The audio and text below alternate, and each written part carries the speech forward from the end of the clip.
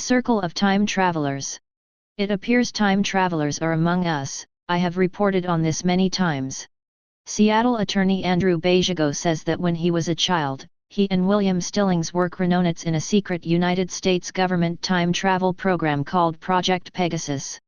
The purpose of the program was threefold: to protect Earth from threats from space, to establish territorial sovereignty over Mars, and to acclimate Martian humanoids and animals to our presence. The best part of Basiago's and Stillings' claim, however, is that one of their fellow time travelers was none other than a 19-year-old Barack Obama, who went by the name Barry Soetoro. In 1980, the 3 men and 7 other youths from their Mars training class at California's College of the Siskiyous, a real institution, traveled to Mars via a top-secret teleportation jump room modeled on technical papers found in Nikola Tesla's apartment after his death. They jumped through a field of radiant energy into a tunnel, and when the tunnel closed, found themselves at their destination. The White House has officially denied that Obama ever went to Mars. In late 2000, posts began appearing on the internet from someone claiming to be an American soldier from the year 2036. John Titor, as he called himself, was on his way back to 1975 using a device installed in a 1987 Chevy Suburban, naturally to obtain an IBM 5100 computer to fight a computer virus destined to destroy the world. Titor hinted at a world beset by conflicts, culminating in a series of Russian nuclear strikes in 2015 that would kill almost 3 billion people. Titor's posts abruptly ceased in 2001, but Titor mania continued. In 2003, a bound edition of Titor's 151 message board posts was released under the title John Titor, A Time Traveler's Tale. Though no longer in print, one can still buy a new copy for an eye-popping $1,775, or a used one at a more modest $150. The book was published by the John Titor Foundation, a for-profit corporation run by Florida entertainment attorney Lawrence Haber. The foundation also owns the copyright to the purported insignia of Titor's military unit, the Fighting Diamondbacks, which is inscribed with a quote from Ovid, Tempus edax rerum, meaning time devours all things. Except, it would seem, the myth of John Titor. Father Pellegrino Ernetti was a Benedictine monk and respected authority on archaic music. He also claimed to have co-invented as part of a team that included Nobel Prize-winning physicist Enrico Fermi and German rocket scientist Werner von Braun the chronovisor, a device that looked like a television but could tune into events from the past. According to Ernetti, he had observed the Last Supper and Christ's crucifixion, as well as Napoleon and Cicero. The team had later voluntarily dismantled the device, because in the wrong hands, it could create the most fearsome dictatorship the world has ever seen. It had been inspired, he said, by Nostradamus, who had personally related to him the device's possibilities. When pressed for evidence, Ernetti produced a picture of Christ on the cross reportedly photographed through the chronovisor. After the photo's resemblance to a carving by Colette Valera was noticed, however, Ernetti was forced to admit the photo was a fake. Nevertheless, Ernetti insisted the chronovisor was real. In 1935, a wing commander with Britain's Royal Air Force named Sir Victor Goddard flew his open-cockpit biplane from Scotland to England on weekend leave. On the way, he passed over Drem Airfield near Edinburgh, which had been constructed during World War I. The tarmac and 4 hangars were in disrepair and barbed wire divided the field into numerous pastures filled with grazing cattle. Returning home, a day later, Goddard ran into a violent storm and lost control of his plane. When he finally recovered from a downward spiral that should have resulted in his death, he was just several feet above a stony beach. As Goddard climbed back up through the rain and fog, the sky suddenly filled with sunlight. Below him was the Drem airfield, only the farm had disappeared, and the hangars were no longer decrepit. At the end of the restored tarmac stood 4 bright yellow planes, one an unfamiliar monoplane. These were surrounded by mechanics in blue overalls, notable to Goddard since RAF mechanics only ever wore brown. Had Goddard, considered one of the founders of the RAF, simply been confused about his location, as some skeptics suggest? Or had he traveled forward in time? Goddard died in 1987, so we may never know the truth. Unless, of course, he returns from the past to tell us. In the fall of 1943, the USS Eldridge was allegedly made invisible and teleported from Pennsylvania to Virginia in an incident that came to be known as the Philadelphia Experiment. Of course, the incident never occurred, but that didn't stop Alfred Bielek from achieving notoriety as Eldridge's reputed lone survivor.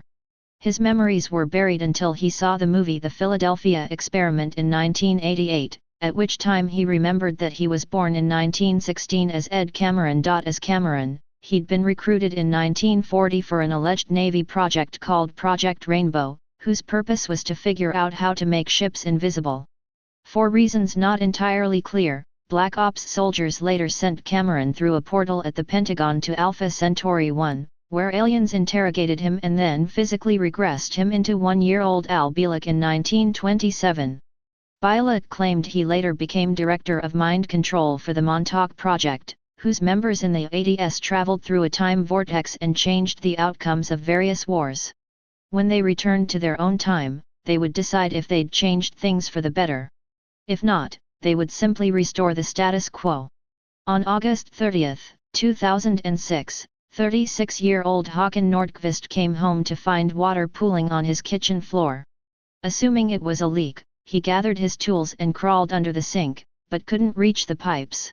He explained what happened next. "I had to crawl inside the cabinet, and as I did so, I discovered that it just continued. So I kept on crawling further and further into the cabinet. In the end of the tunnel I saw a light, and when I got there, I realized I was in the future. The year 2042, to be precise, which is where, or rather, when Nordqvist met his 72-year-old self. To his surprise, future Nordqvist knew things that only he could know, like where he'd hidden his secret things in the first grade. The two selves even had the same tattoo, though future Nordqvist's was a little faded. The men posed for a selfie on the younger Nordqvist's phone. The photo, which was the only one Nordqvist apparently thought to take in 2042, showed that Nordqvist had some physical changes to look forward to, including, notably, growing a couple of inches over the next 36 years. On August 10, 1901, Anne Moberly and Eleanor Jourdain, both academics at St. Hugh's College in Oxford, were spending a day at Versailles. As they searched for the Petit Trianon, they became lost. They began to feel strange, like something was oppressing their spirits. Two men in long green coats and three-cornered hats directed them across a bridge, where Moberly saw a woman in 18th-century clothing sitting on a stool, sketching. Back in England, the women investigated the mystery. Neither of them knew anything about 18th-century France, so imagine their astonishment when they discovered a picture of Marie Antoinette and saw that it was she whom Moberly had seen sketching. The Queen had been sitting outside the Petit Trianon at the very moment she'd learned a Parisian mob was marching toward Versailles. The women were convinced they'd experienced a ghost trace of Marie Antoinette's memories. Under the pseudonyms Miss Morrison and Miss Lamont, they published an account of their experience called An Adventure, which became a bestseller. It wasn't until 1950, by which time Jourdain and Moberly were both long dead, that an examination of their correspondence with the Society for Psychical Research proved that the women had added numerous details to their account only after they had done their research. Michael and Stephanie Rolfe report that aliens using fractal time technology abducted them and stole their 2-month preterm daughter. But the worst part, according to their website, is that the same thing could happen to us. We can prevent this, however, through prayer and recognition of the signs of abduction, exhaustion, bruises, missing time, and areas of the body which appear brightly colored when viewed under a black light. The Rolfes are a bit vague, however, on what actually happens after an alien abduction, but their understanding of the technology involved is surprisingly comprehensive. The aliens aided by the U.S. military use jump gates, teleporters, wormholes, dimensional travel, fractal resonance, and even magic to travel through time and space. Other evils perpetrated by the aliens include vaccinations, fluoride, and genetically modified food, all of which damage our metaphysical abilities and keep us from being able to fight the attempted occupation by the predatory hyperdimensional species, or at least our ability to understand what the heck the Rolfes are talking about. In 1932, German newspaper reporter J. Bernard Hutton and photographer Joachim Brandt reportedly visited the Hamburg shipyard to do interviews for a story. As they were leaving, they heard the drone of aircraft engines. Looking up, they saw the sky filled with warplanes. Bombs began exploding around them, and within a short time, the area was a raging inferno. Brandt snapped pictures of the devastation and the two drove back into Hamburg, but when the film was developed, there was no evidence of the attack. The pair's editor accused the men of being drunk and discounted their story. Afterward, Hutton moved to London, where he supposedly saw a newspaper story in 1943 about a Royal Air Force raid on Hamburg. The accompanying photos showed the shipyard just as he and Brandt had seen it 11 years earlier. The RAF did, in fact, bomb Hamburg in 1943. In a series of raids known as Operation Gemara, approximately 600 bombs turned the city into a firestorm which killed 40,000 people.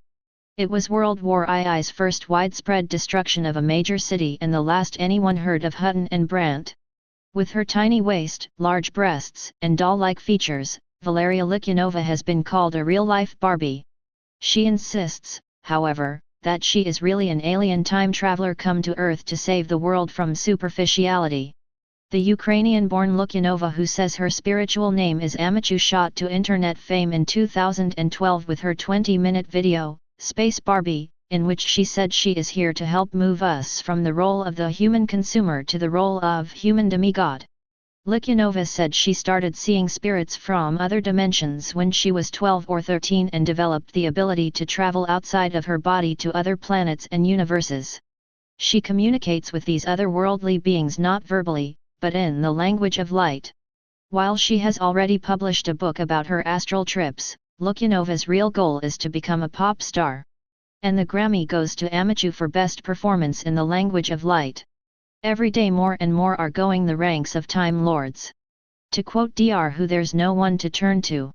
Because who's gonna believe the things you see out of the corner of your eye? No one. Except me. Stay paranoid, my friends.